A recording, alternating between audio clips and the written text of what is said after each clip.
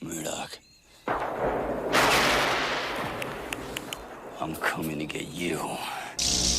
Every revolution, there's one man with a vision. You can't handle the truth!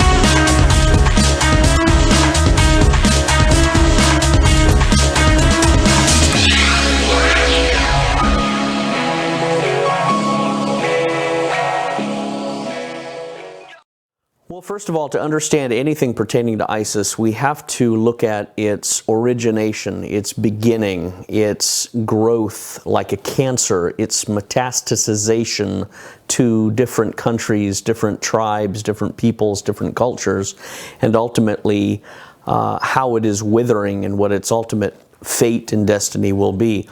So in understanding ISIS, we return, of course, for all intents and purposes, after 9/11, with the U.S. false flag attack on the 9/11 Twin Towers and the explanation that this was done by Wahhabi terrorists, and therefore it justified the U.S. on this endless military juggernaut of world conquest and hegemony. Of course, a lot of that was proven later to be false, but it nevertheless carried the day for the last 19 years, and it has caused the fall of Iraq, Afghanistan, and has been used in the justification of the elimination of Muammar Gaddafi in Libya, as well as Syria, with now ludicrous notions of the ISIS Wahhabi terrorist element penetrating Iran, which is of course impossible because Iran is Shia Muslim and Wahhabi Salafists are the ISIS component, the al-Nusra component, the al-Qaeda component, and they've been at war with Iran.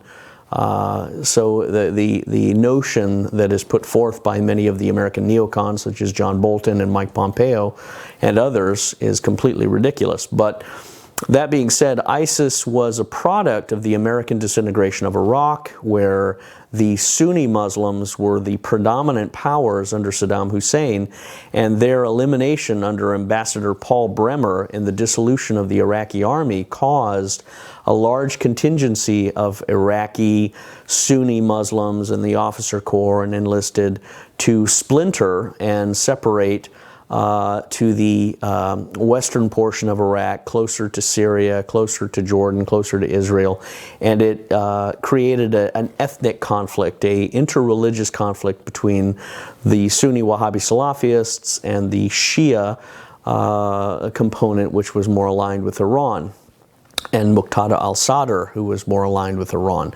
So the genesis of ISIS started then, and it has metastasized, it has transformed, it has snowballed since the fall of Iraq in 2003. It climaxed in 2005, and then it became essentially ISIS and al-Nusra afterwards, and has continued up until the last few years, in fact.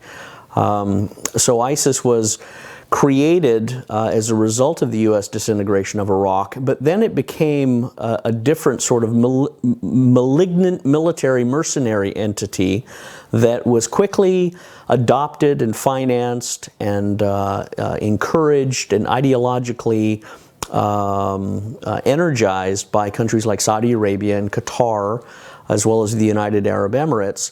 and was utilized to attempt to overthrow Syrian President Bashar Assad. And that was backed also by Israel, which was following its Oded Anon plan for the destabilization of the surrounding countries around Israel for Israel's expanded footprint. It's expanded geopolitical ambitions of creating the Greater Israel Project and ultimately dominating the Middle East region. That's always been an Israeli fantasy. So ISIS was formed and encouraged and financed by Saudi Arabia, Qatar, United Arab Emirates, as well as Israel and the United States CIA. And I personally know this when I was an Army officer managing terrorist financing, and I interviewed whistleblowers such as Brad Birkenfeld, who was a Swiss bank whistleblower that disclosed many, many WikiLeaks documents and State Department cables which detailed the Swiss bank accounts that were used by terrorist financiers in the Saudi family, as well as people like Abdullah Aziz, which were based in New York City, and the CIA, Obama administration, and the Hillary Clinton State Department utilized the ISIS component in exchange for, of course, pay-to-play favors that Hillary Clinton cashed in on from Saudi Arabia. So there's a tremendous corruption and money play that surrounds the ISIS entity and its longevity. And Barack Obama and, of course, Hillary Clinton endeavored to utilize ISIS to overthrow Muammar Gaddafi in concert with Saudi Arabia and Qatar and the other the Sunni Wahhabi Salafist elements. And they did overthrow Muammar Gaddafi in Libya, to much of the chagrin of Russian President Vladimir Putin and many other components of the world, because they saw implicitly the overthrow of countries with Wahhabi mercenaries is very, very dangerous to the rest of the world order. And in fact, that's what we've seen since Muammar Gaddafi's overthrow in the fall of Libya. We've seen an absolute torrent of migrants and refugees from Pakistan to Syria to Libya to Africa, flooding across the Mediterranean, flooding through Turkey and up into Germany, up into Sweden, up into Britain, up into France, and disintegrating the ethnic European culture, and causing things such as the disintegration of the EU and Brexit and the rise of the right-wing parties in Europe. So this was all tied to the U.S. Obama Clinton agenda, with also George Soros and the Open Society Foundation and American military components, which caused the Arab Spring with the CIA. It was all one great, tremendous narrative and strategic communication campaign. But in fact, it's turned out to be a nightmare, because not only has it disintegrated much of the Middle East cultures and countries, it's caused the shrapnel of human refugees to flood up into Europe, and we're also seeing components of that coming to the United States. So that being said, what has ultimately stopped ISIS, of course, was Syrian President Bashar Assad being rescued by Vladimir Putin, as well as the Iranians, who came to the rescue and the aid of Syrian President Bashar Assad and stopped the ISIS malignancy, the expansion, the victory of ISIS, which was essentially guaranteed. So Barack Obama and Hillary Clinton and the American neocons and Zionist elements were stopped by Vladimir Putin. ISIS was then begun to be disintegrated from within. Turkey was cut off from its aiding and abetting ISIS, and essentially Russia saved the world from the cancer of ISIS. And it's something that Vladimir Putin should be given the Medal of Honor from the United Nobel Prize entity, because it really was a tremendous victory. And I always characterize Vladimir Putin as the George Washington, what George Washington was to America, Vladimir Putin is to the Russian people.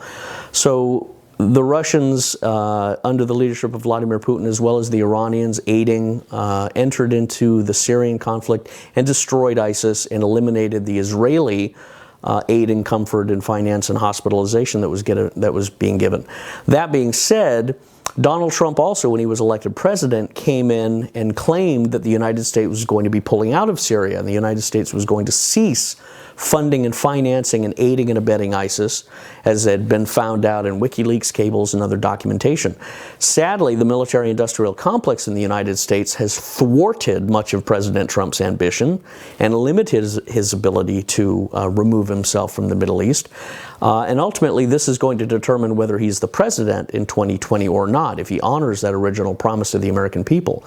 But with or without him, the ISIS militancy has been stopped and is beginning to disintegrate. So that being said, they realize that they have no option but to escape the Syrian land because they are being exterminated there. So where are they going? What is the next strategy that they will employ? Will they traverse into Turkey? Will they try to enter into Europe? Will they try to start over again in a new empty geographical region and create an ISIS 2.0?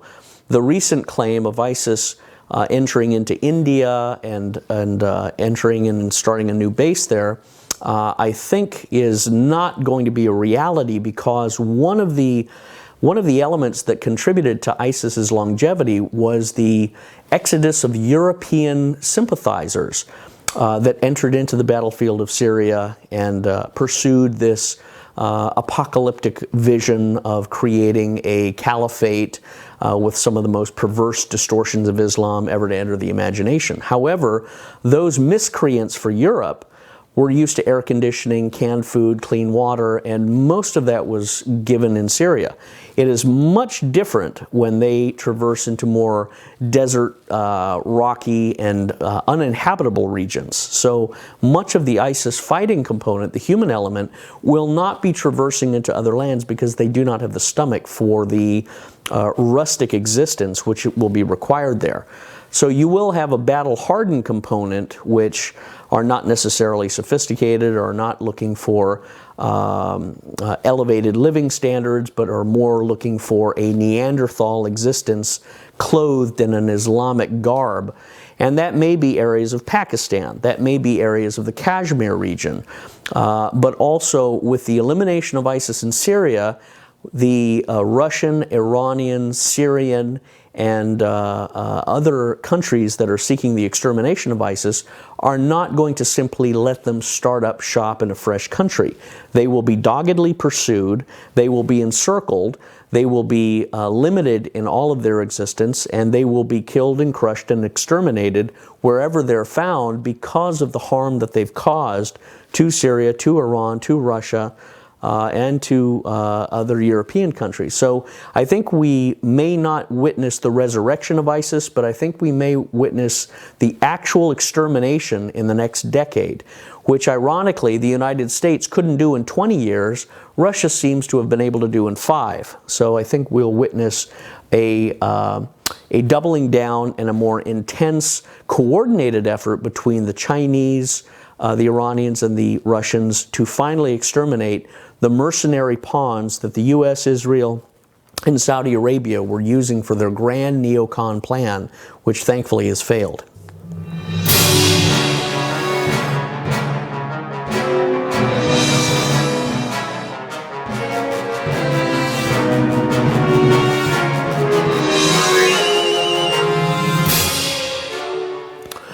Well, again, we may see the Muslim mercenary force of the al-Nusra ISIS component moving up into Kashmir, moving up into the areas of India that has traditionally had conflicts with Pakistan between the Hindus and the Muslims there. It's a very real possibility that they will try and re-tribalize and reanimate these conflicts.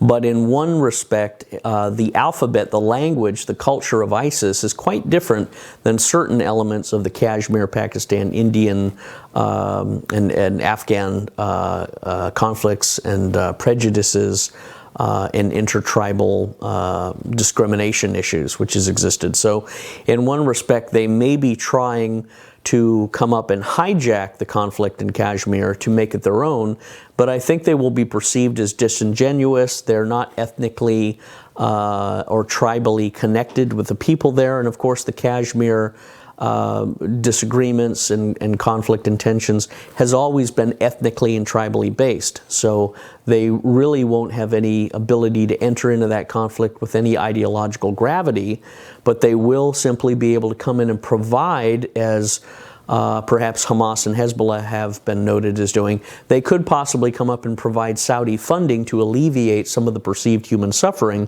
which may be used as a public relations tool, a strategic communication leverage point to generate political leverage and political advantage, and perhaps carve out an area of existence diplomatically and politically, since militarily they'll most likely be doomed to failure.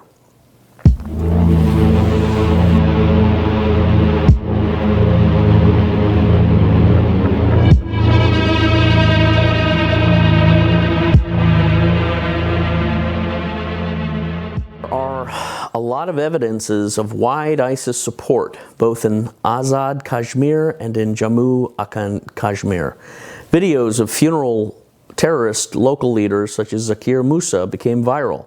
Thousands of supporters waved ISIS flags and wrapped his body in ISIS flags. Why did they do that? Is it a signal of increasing support of ISIS in the region?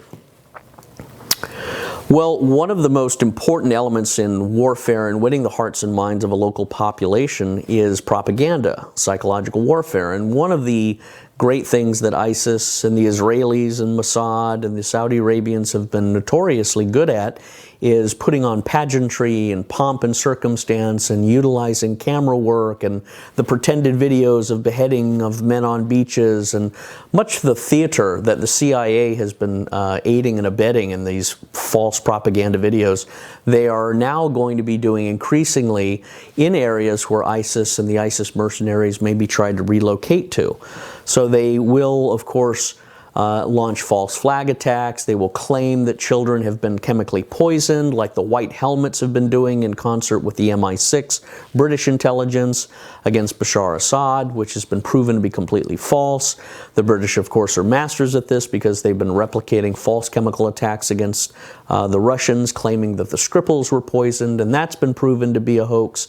So I think what we'll be witnessing is the British, CIA, Mossad, television film production capabilities being financed by Saudi Arabia and contractors to pretend that there are funerals and that there are outrages and that there are leaders that are being killed but also celebrated as martyrs in the black flag casket draped parades that they may be trying to launch to win the indigenous people, to create a tone and a momentum that ISIS is the new center of gravity for the Muslim thinking and culture in the region where they're trying to be forcibly relocated to.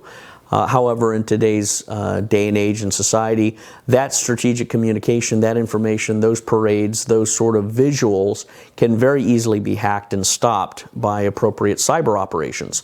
So really, I think you'll see ISIS perhaps trying to break its way out and trying to renew itself, but they'll be quickly squelched and encapsulated and shut down by the superior cyber operations from places like Iran and Russia and China and the other nations that are aware and wise to the game that the ISIS al-Nusra component was really a mercenary Wahhabi contractor that the U.S., Israel, and Saudi Arabia were trying to use to push up and continue its full spectrum dominance of the oil and mineral resources of Syria and elsewhere in the oil pipeline agenda that the CIA has had for a long, long time.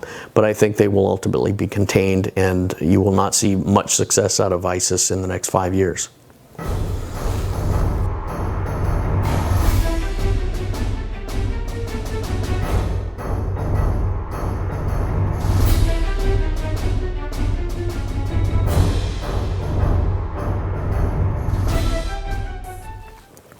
Well, if ISIS was successful in penetrating the Kashmir area and exploiting the conflict between the Pakistanis and certain tribes in India, and perhaps exciting the Afghan Taliban elements to join themselves to ISIS, although there is a schism between their agreement and their theological belief system and foundations and values. There's a very strange cult-like attribution to ISIS, and that's due largely to a lot of the apocalyptic, fantastical, bizarre teachings that largely the Israeli Mossad has been responsible for impregnating the ISIS minds with. People like al-Baghdadi, who was revealed as being a Mossad agent.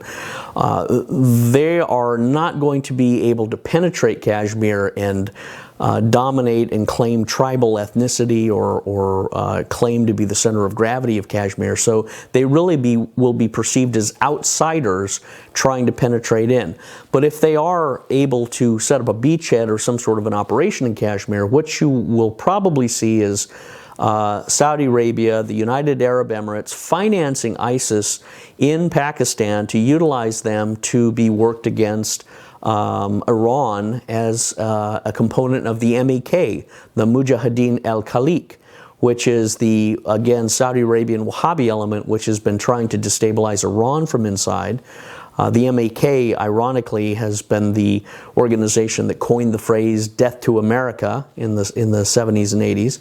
And MEK also, ironically, has worked with some of the worst neocons in the American government establishment, such as John Bolton and Rudy Giuliani, who have accepted money in the amount of $40,000 and $50,000 from the MEK for speaking at their conferences. And of course, people like Lindsey Graham and other Americans like John McCain, when they traveled to Libya, were accepting tens of millions of dollars in confiscated funds that the ISIS Wahhabi elements had stolen from the Libyan vaults and the Libyan gold. And of course, this is all well known in the intelligence circles, and it is directly connected back to Prime Minister Cameron of Great Britain and Sarkozy of France, NATO elements, as well as the American CIA and the American Congress and the American President under Barack Obama and Hillary Clinton as Secretary of State, who single-handedly orchestrated the overthrow of Libya and celebrated with a witch-like hysteria when he was brutally killed.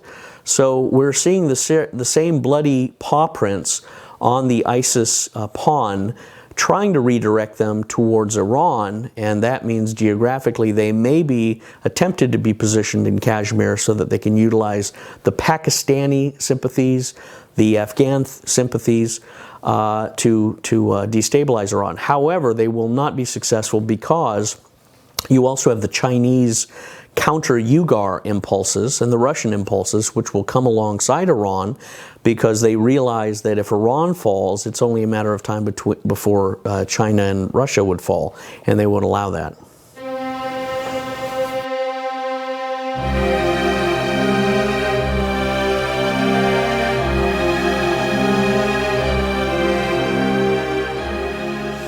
Well, there's always been a very real possibility that Pakistan could descend into a militant Muslim Salafist entity with nuclear weapons and pursue an apocalyptic, destructive agenda against Iran and other nations, including the United States, fueled by a wild, politically suicidal Islamic vision. That's always been a major concern to many in the West, many in the military intelligence circles, that Pakistan is the danger in the area. Pakistan is the wild grenade with the pin missing. And it's a very great concern, and it should be, to the United States. But unfortunately, the United States has sort of used Pakistan in a very dangerous way and has not fully realized the potential explosive component that Pakistan represents.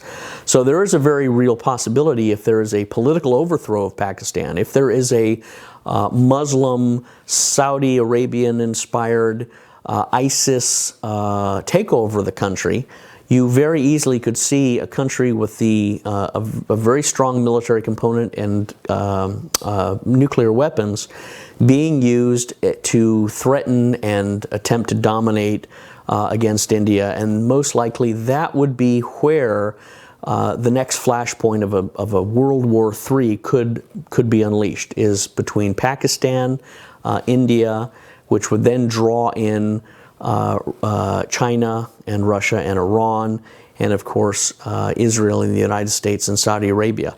The European Union most likely would want to abstain from it, but I think we'd also see the British being part of the triggering operation. So there's a very real danger in Pakistan devolving and coming apart at the seams, and the only way to stabilize that, of course, is to eliminate any and all Muslim extremist entities that may be trying to relocate out of the Syrian ISIS battlefield through Iraq or through Turkey and relocating in the Kashmir region. So that is a very great danger, but it's also something that can be prevented by serious military and intelligence and political unity between Russia, China, Iran, and the United States under President Donald Trump, who has claimed to be the maverick president, which has a renewed hostility and a disgust for ISIS because he recognizes Hillary Clinton and Barack Obama fueled the overthrow of the Muslim world using the Wahhabi ISIS al-Nusra fanaticism. And because President Donald Trump realizes that the American public have felt betrayed and have been deeply threatened by that action by Obama and Hillary Clinton, President Trump is looking for new opportunities of dialogue and collaboration, especially now that the Russian hoax, the Russian lie of meddling and interfering with the American presidential election has been shown to be the coup d'etat, the completely fraudulent attempt at revolution that was in fact orchestrated by members of the United States government, which include Hillary Clinton, Barack Obama, Eric Holder, Lanny Brewer, Loretta Lynch, the Department of Justice, the Department of State, John Brennan at the CIA, and other people at the FBI, including Bruce Orr and Nellie Orr and other components, Fusion GPS, a firm called Perkins Coie, a bank called Union Bank of Switzerland, James Comey, and about another 20 other criminals and traitors, which ultimately I think we're going to see Nuremberg hearings for in the next year. So in the execution of traitors, we could have the resurrection of the United States and positive ties between the United States and Russia. So let's hope that happens.